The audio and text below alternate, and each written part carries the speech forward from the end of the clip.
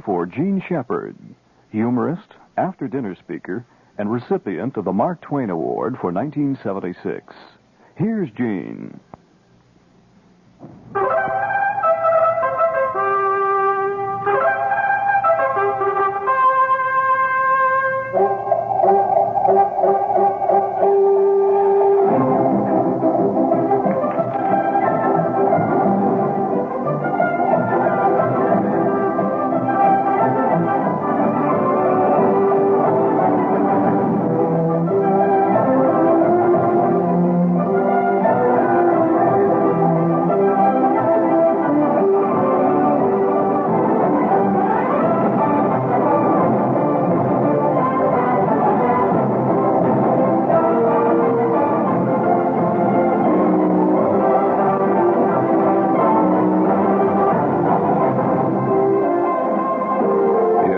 Graffiti is still with us. We have received a card from a listener asking us if graffiti is still around in New York.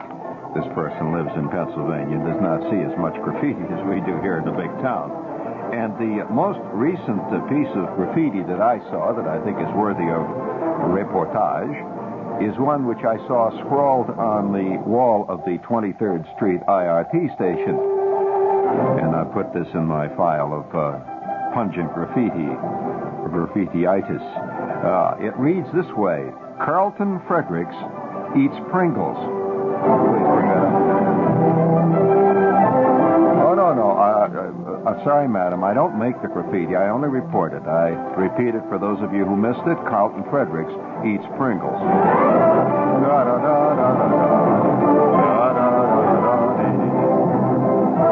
Next question.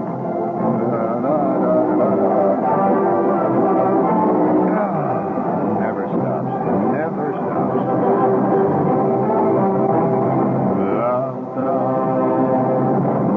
We also have another letter from a listener here. It says, Mr. Shepard, we'd like to ask you, is there any truth to the rumor that a manufacturer of dog food, having heard that many old folks can't afford to eat anything else, is now bringing out a new product especially for them?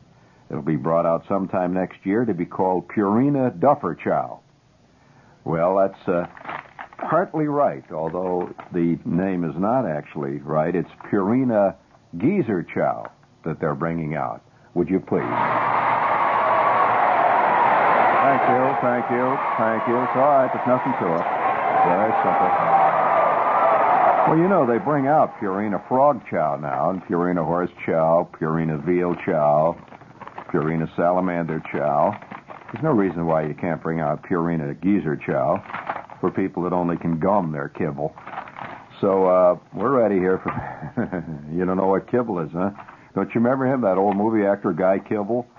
We've got many things here to repeat and to report. Another letter says, Mr. Shepard, why is it that all these people in media and on television and radio are always talking about the fancy cocktail parties they go to where they meet other fancy people who got invitations to the fancy cocktail parties? How come you never report on any of yours? Well, I'll tell you, kid. I get a different class of invitation to cocktail parties. For example, I have one here right in my hand now. This is typical of the kind I get. I do not know why I got it. It says, quote, Hurd, spelled H-U-R-D, and it's engraved. It's a very tasteful invitation. I have it here. I'm holding it up for the camera here. Hurd Machinery cordially invites you and your associates to attend our Fall 76 Machinery Exposition from 10 a.m. to 6 p.m. Cocktails will be included. Featured at our big expo will be the latest in metal fabricating and chip cutting equipment. They include a little map on how to get there. It's 17,000 miles out of town, and I can see myself traveling all those miles to look at a chip cutter. Well, would you please, if you will, Carl, please, just a little of that to blow the smell off of it. Oh, I'm working on the railroad all the live-long day. Oh, I've been working on the railroad just to pass the time away.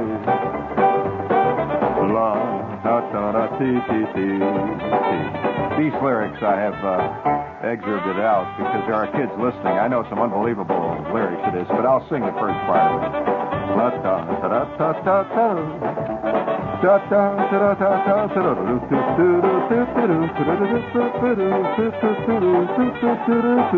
Yeah.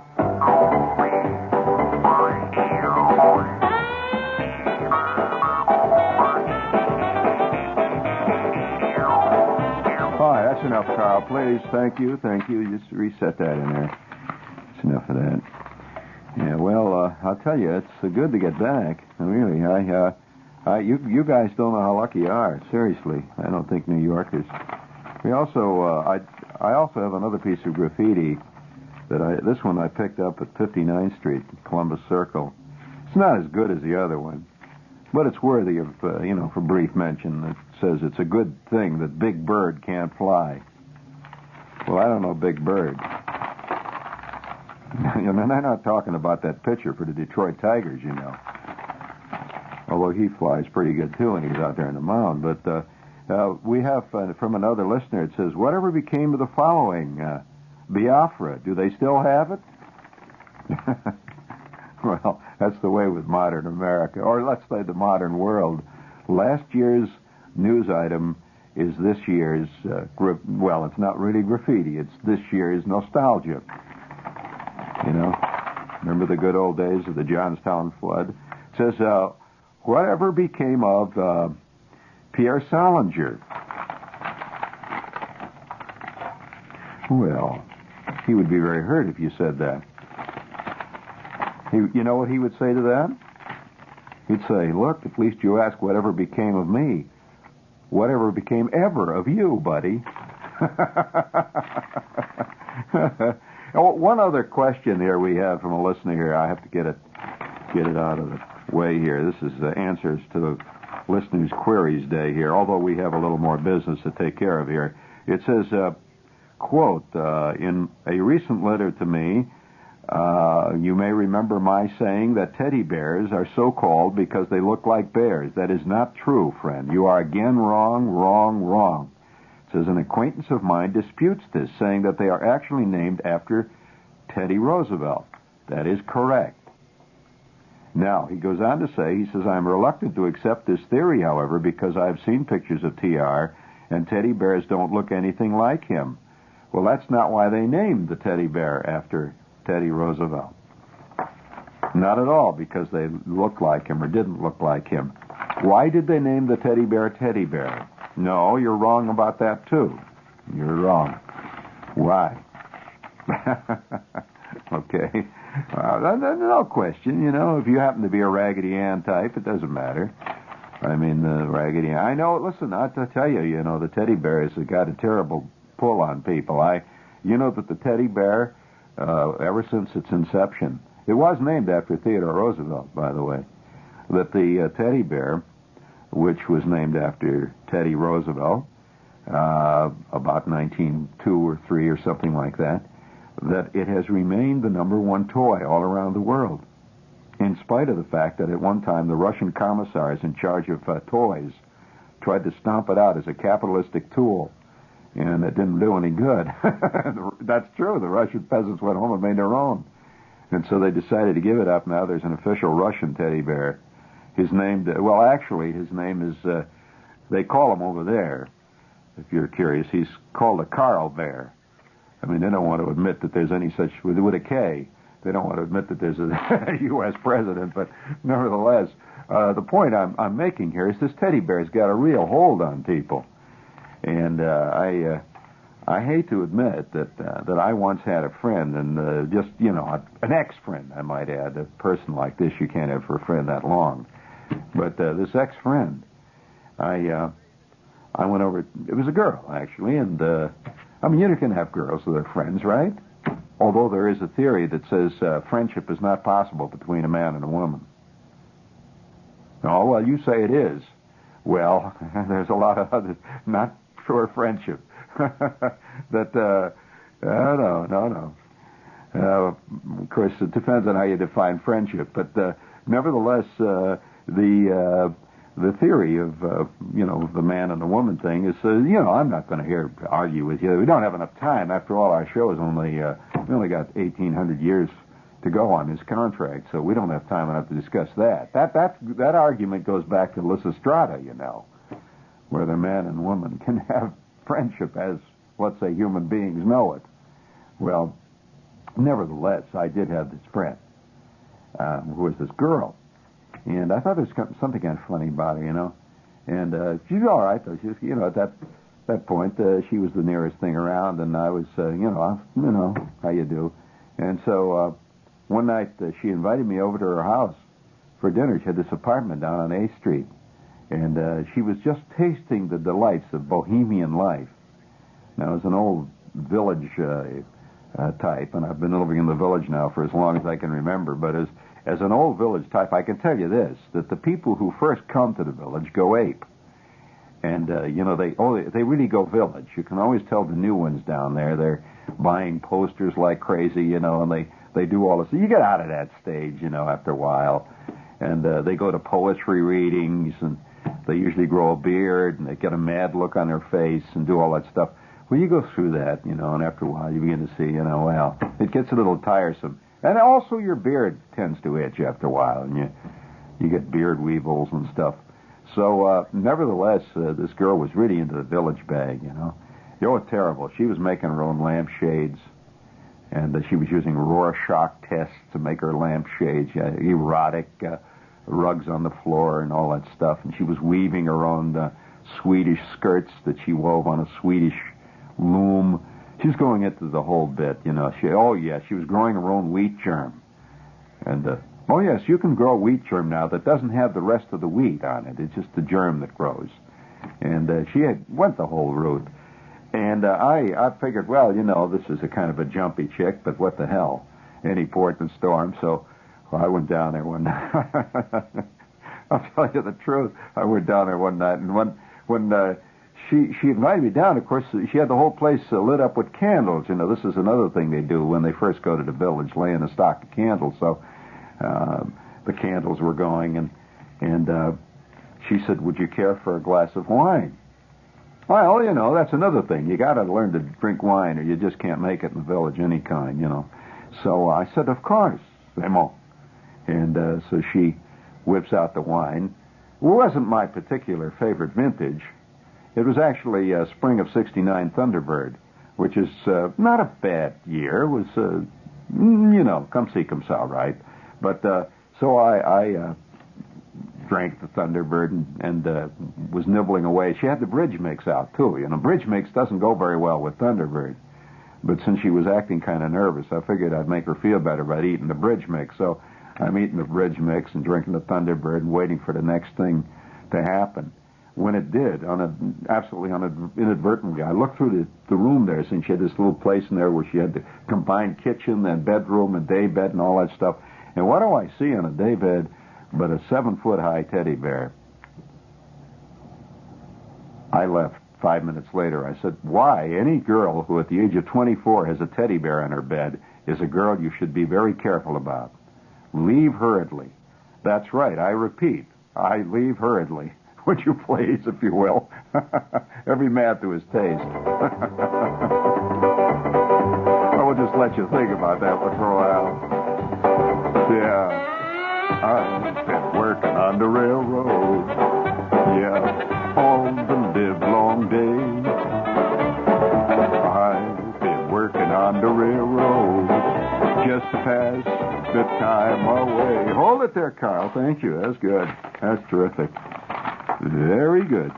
Well, you know, on the way back, well, you know, when you're a campaigner in the field of emotional involvements, you learn many tricks of the jungle trade, and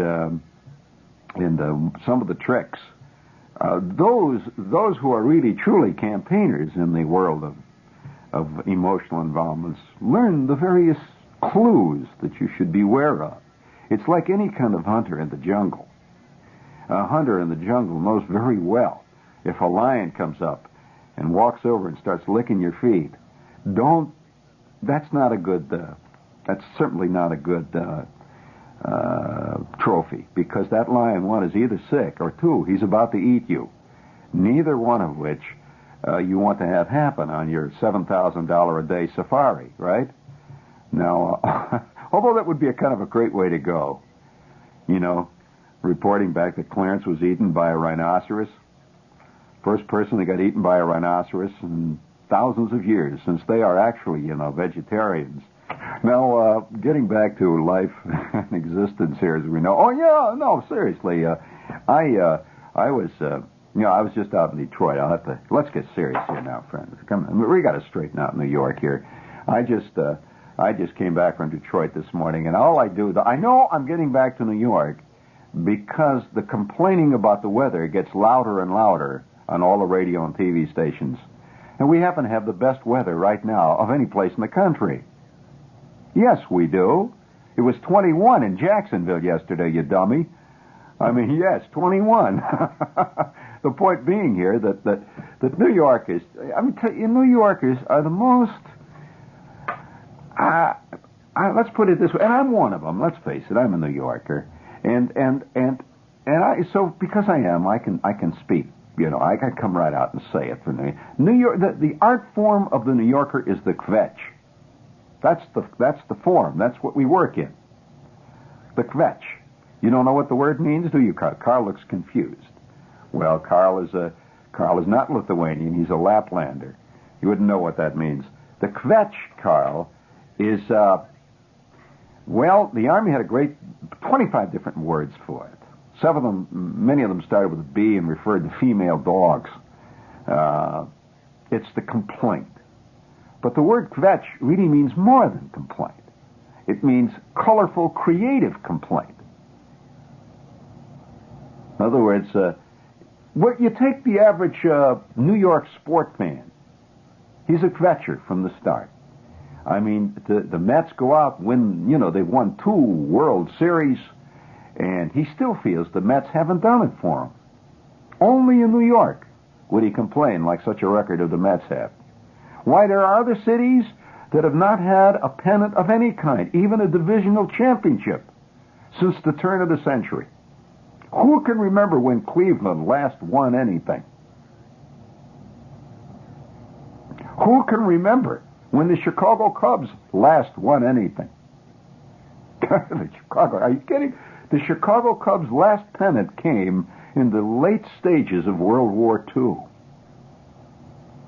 And why did the Cubs win a pennant that year? Well, one team that they played consistently had a one-armed outfielder. Believe it or not, there was a one-armed outfielder played in the majors. What was his name? Yes, he had only one arm. You know about him, Carl, right? He had one arm. Well, no wonder the Cubs won the pennant. It wasn't because of that guy, because he wasn't bad, actually. He had, I think, around a .250 batting average. So, the kvetch is a New York thing. So you come back, and they're kvetching about the weather. Oh, my God, the sun is shining.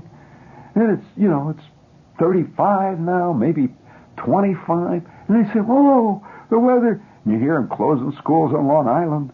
And, buddy, you don't know what Detroit is like. I'll tell you. I come from the Midwest, right? So in the Midwest, we know what winter is. That's why few Midwesterners are ski cuckoos. And it's not because they don't have an area to ski in. There's plenty of hills around in the Midwest, up in Minnesota and Michigan. It's not the Midwest. Midwesterners know what winter is. It's an unmitigated evil.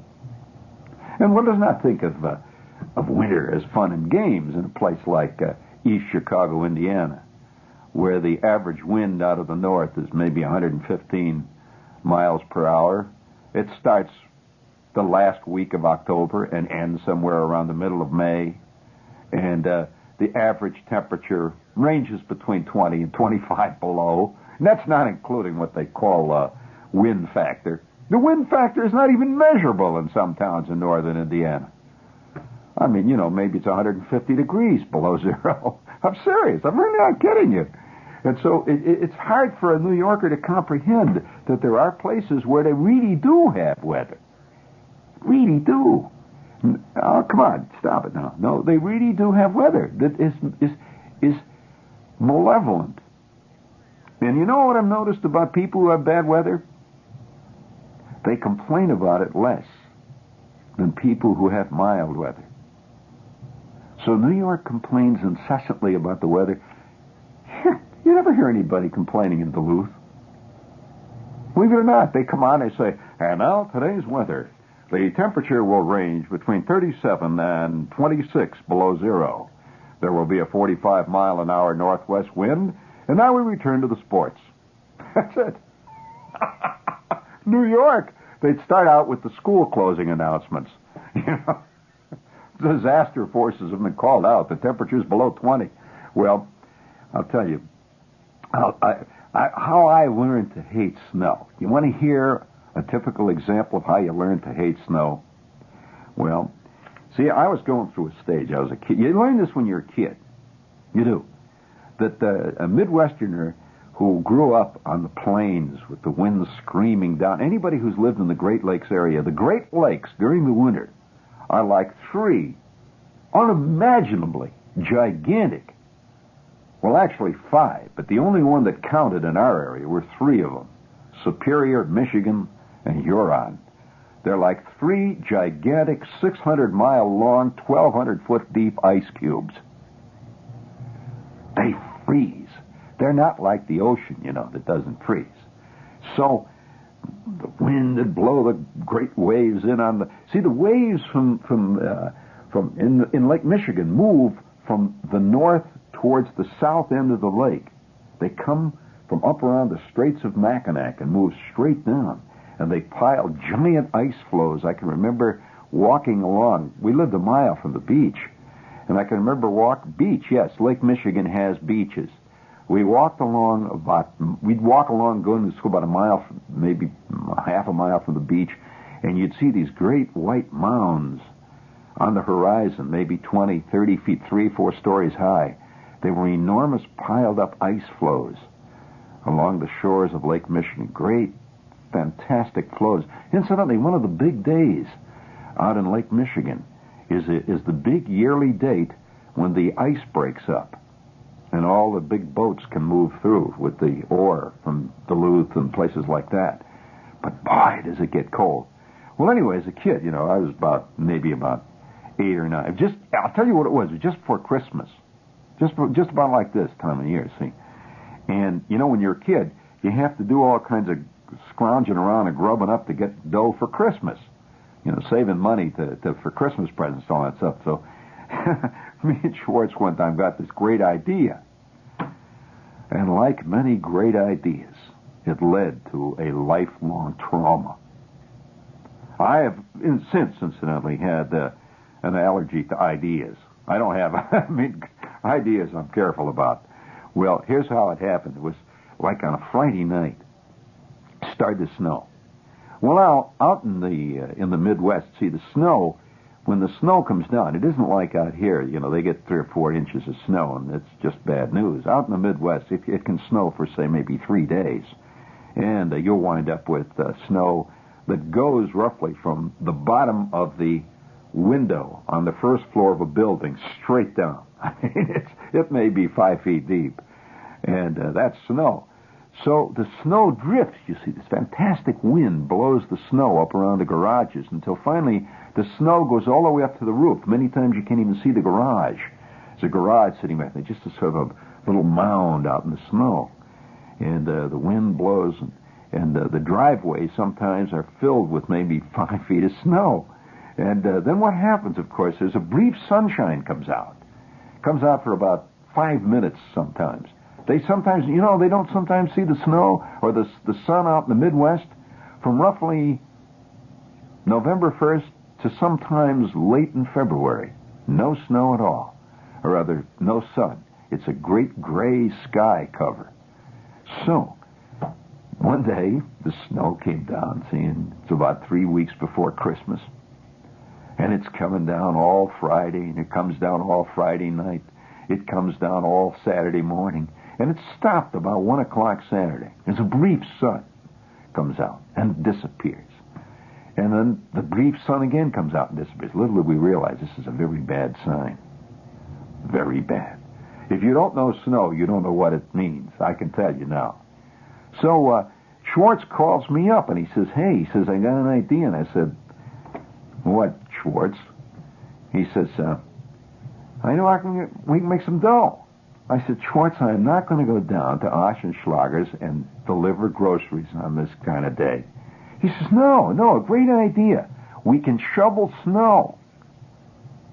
Never occurred to me to shovel snow for dough. So I said, yeah, great. I said, where are we going? He says, well, how about Mr. Scott? Mr. Scott, by the way, was this nice elderly gentleman who lived down the street. He had this great big yard, and he had a garage, and he had this driveway, and he always was hiring us to mow the lawn. And, Mr. Scott. So Schwartz comes running over to the house with his snow shovel. I go down in the basement, get the snow shovel, and me and Schwartz go over to see Mr. Scott. Snow is beautiful and white. And Schwartz goes up and knocks on the door, and I wait down by the bottom of the steps down there, and snow piled up to my behind. And Schwartz is talking to Mr. Scott. Mr. Scott nods. Schwartz comes running down. He says, he's going to give us $1 to shovel the snow. I said, okay, Schwartz. I said, I'll tell you what. I'll start on the driveway. You start on the front walk. And so I struggled through the snow, and I started to shovel.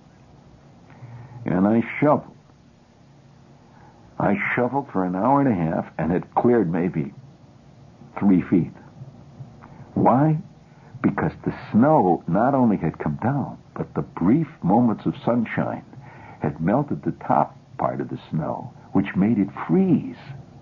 So it was frozen and alternate layers of frozen snow and snow. And I hacked and hacked and hacked, and the temperature was getting colder and colder and colder. It is now starting to get dark. And I have cleared about maybe 4 feet of the driveway. The driveway, by the way, stretched from the street 150 feet all the way back to the back of the lot. I figured at the rate I was going, I could probably finish it by the 4th in time for the fireworks if I kept hacking.